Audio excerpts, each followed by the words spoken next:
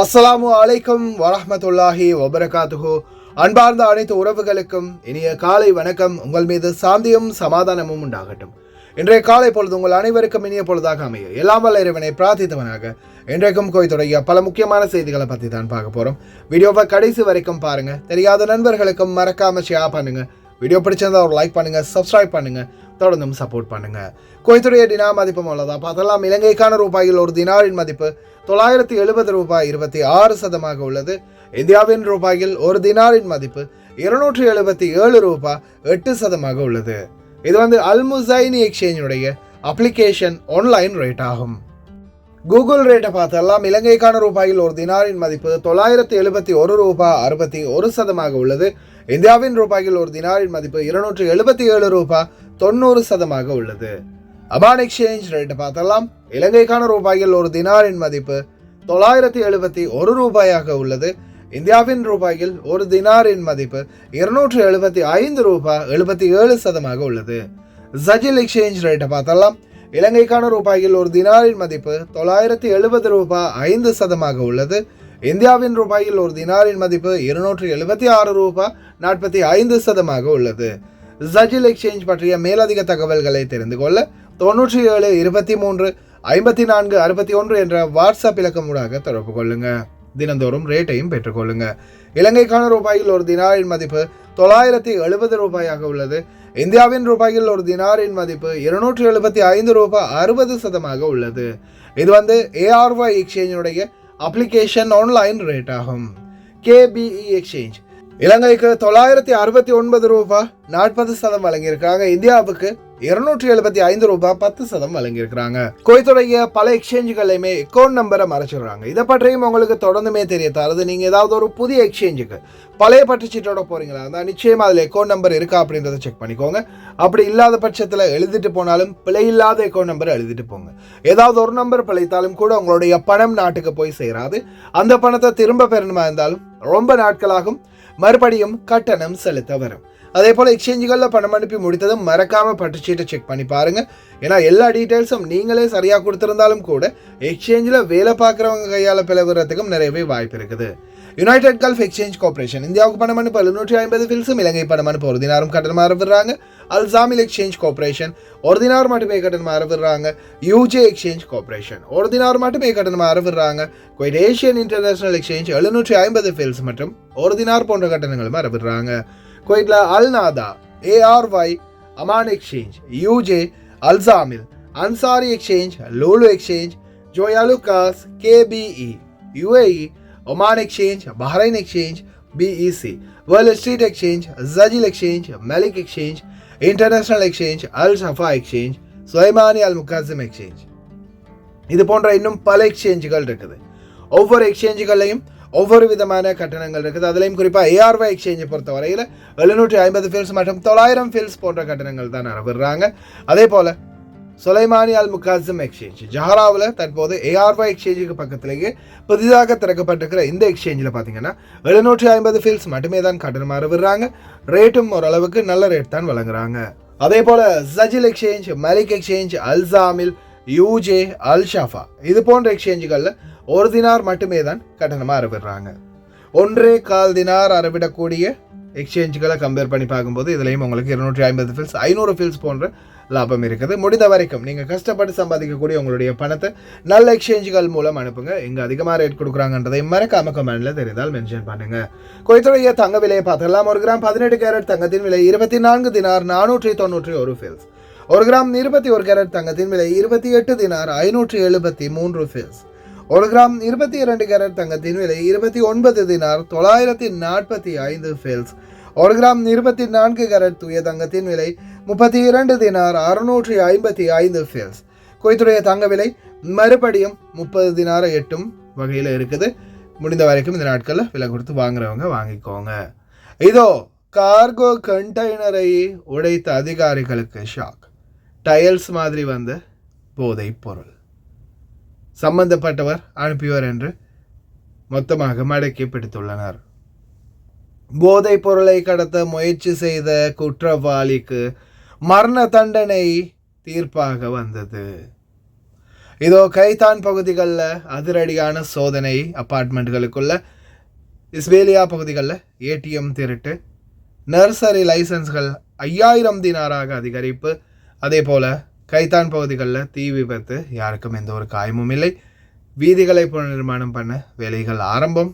அதே போல் குவைத்துடைய ரெசிடென்சி பிரச்சனை இதோ மீண்டும். அன்பார்ந்த உறவுகளே, நான் உங்கள் சர்ஃபான் BA பிளாக். இன்று நான் வந்திருப்பது லயன் எக்ஸ்பிரஸ் கார்கோவோடு இணைந்து முதலாவது பரிசாக 200 தினார், இரண்டாவது பரிசாக 150 தினார், மூன்றாவது பரிசாக 100 தினார் மற்றும் 10 பேருக்கு ஆறுதல் பரிசு சர்ப்ரைஸ். நீங்க செய்ய வேண்டியதெல்லாம் ஒன்றே ஒன்றுதான். லயன் எக்ஸ்பிரஸ் கார்கோவுடாக ஒரு கார்கோ நீங்க நாட்டுக்கு போடணும். அதே போல இந்த பரிசை வெல்றதுக்கான பாஸ்வேர்ட் என்னுடைய யூடியூப் சேனல் 3லையுமே அட்டாச் பண்ணியிருக்கிறேன். இதில் வரக்கூடிய லோகோவை பாருங்க, இந்த தம்ப்நெயில் தான் போட்டிருக்கோம். மறக்காம என்னுடைய வீடியோவை பாருங்க. வீடியோவில் ஒரு இடத்துல பாஸ்வேர்டை குறிப்பிட்டிருப்பேன், அதை நீங்க சொல்லி கார்கோ போடுங்க. லயன் எக்ஸ்பிரஸ் கார்கோ ஊடாக பணப்பரிசை அல்லுங்க. கார்கோ பற்றிய மேலதிக தகவல்களை தெரிந்து கொள்ள வீடியோட ஃபர்ஸ்ட் கமெண்ட்ல வீடியோ பின் பண்ணி வச்சிருக்கேன். யாரும் பார்க்கலன்னா அதை பாருங்க, அதில் உங்களுக்கு பல கேள்விகளுக்கு விடை கிடைக்கும். இதோ குவைத் சிட்டிசன்ஷிப் கிட்டத்தட்ட 36 ஃபேக் சில்ட்ரன் அன்கவர்ட். அதே மாதிரி 2024ஆம் ஆண்டு ஆரம்பிக்கப்பட்ட விசாரணை கமிஷன் தற்போது கிட்டத்தட்ட 1291 கேஸை வந்து கம்ப்ளீட் பண்ணியிருக்கிறாங்க. இதில் பார்த்தீங்கன்னா அதிகமாகவே ஒவ்வொரு ஆர்டிக்கல்கள்லையும் குவைத்து குடியுரிமைகளை பெற்றவங்கன்ற ரீதியில் பலரும் ஃபார்ஜரி பண்ணியிருக்கிறார். அதாவது ஃப்ராடுத்தனம் பண்ணி ஏமாற்றி போலியான முறையில் குவைத்தி குடிமகனாக மாறி இருக்கிறது தெரிய வந்திருக்கிறது. இது சம்பந்தப்பட்ட விசாரணைகளில் பலரும் தற்போது நாடு கடத்தப்பட்டுக்கிட்டு இருக்கிறாங்க.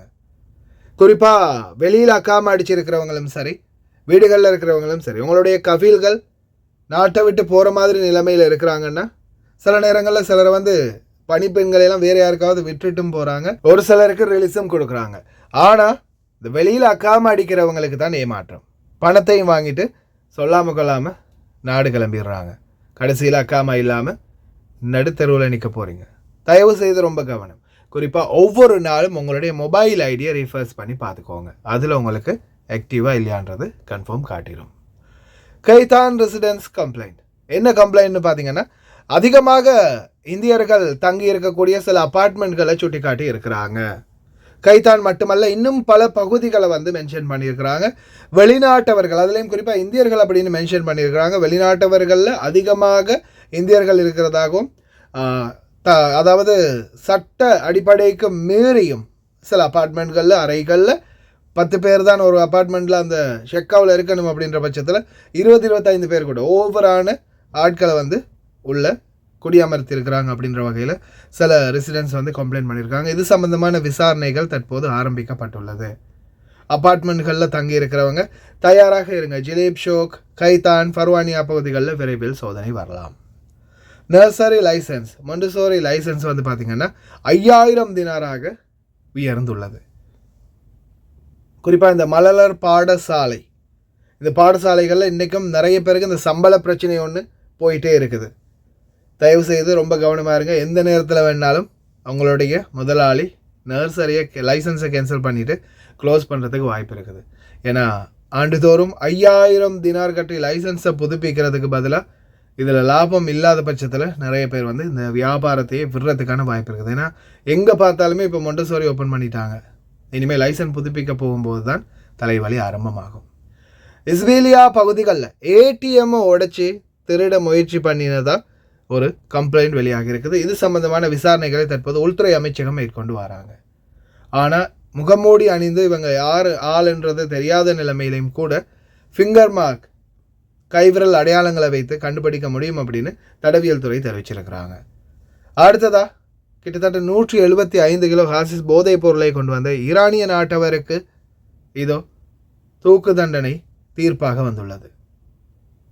குவைத்தை பொறுத்த வரையில் இனி வரும் காலம் போதைப் பொருள் சம்பந்தப்பட்ட வழக்குகளில் பிடிபடக்கூடிய அனைவருக்குமே அதிக அளவில் போதைப் பொருள் கிலோ கணக்கில் பிடிபட்டால் மரண தண்டனை நிச்சயம் என்பதை மறந்துடாதீங்க. அதே மாதிரி நார்கோட்டிக்ஸ் டிபார்ட்மெண்ட் வந்து பார்த்திங்கன்னா கிட்டத்தட்ட 110 போதைப் பொருள் பேக்கெட்டுகளை கைப்பற்றியிருக்கிறாங்க. காகோ மூலம் பார்த்திங்கன்னா கண்டெய்னரில் டயல்ஸ்களுக்குள்ள மார்பல்களுக்குள்ளே மறைத்து வைத்து இதை கடத்த முயற்சி பண்ணியிருக்கிறாங்க. நல்லபடியாக அதிகாரிகள் ஒன்றிணைந்து இந்த கடத்தில் முறியடிச்சிருக்கிறாங்க. ரொம்ப சந்தோஷம். பலருடைய வாழ்க்கைகள் பாதிக்கப்பட்டிருக்கும் இந்த போதைப் பொருட்கள் வெளியாக இருந்தால். அதே போல் பிடிப்பட்டவங்களுக்கு மரண தண்டனை நிச்சயம். போதைப் பொருள் விடயங்கள்லேருந்து முடிந்த வரைக்கும் தவிர்த்துக்கோங்க.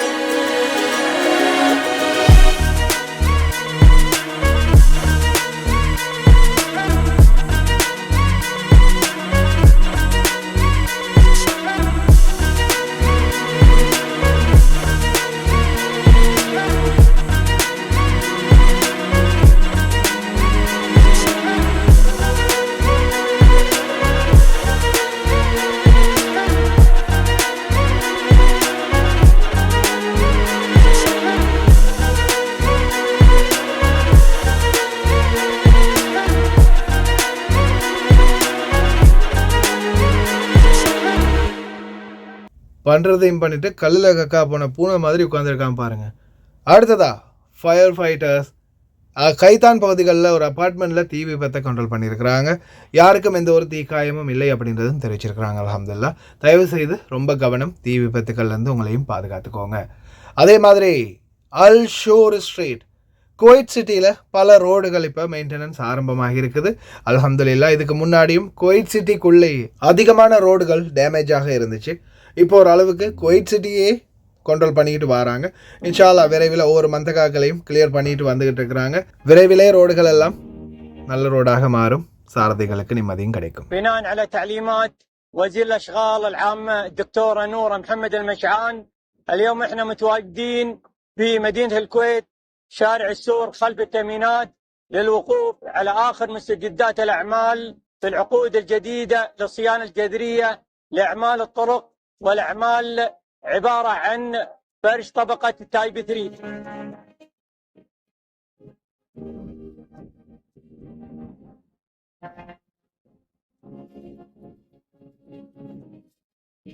நாளைய தினம் இரத்த தான முகாமில் சந்திக்க தயாராக இருக்கிறீங்கன்னா இன்ஷா அல்லாஹ் கட்டாயம் பங்கு கொள்ளுங்க. உங்களுடைய ஒரு துளி இரத்தத்தால் இன்னொரு உயிரையும் காப்பாற்ற முடியும். முடிந்தால் முயற்சி பண்ணுங்க. இந்த வீடியோ ஃபுல்லாக பாருங்க. அஸ்ஸலாமு அலைக்கும் வரஹ்மத்துல்லாஹி வபரகாத்துஹு. அன்பார்ந்த அனைத்து உறவுகளுக்கும் என் இனிய வணக்கம்.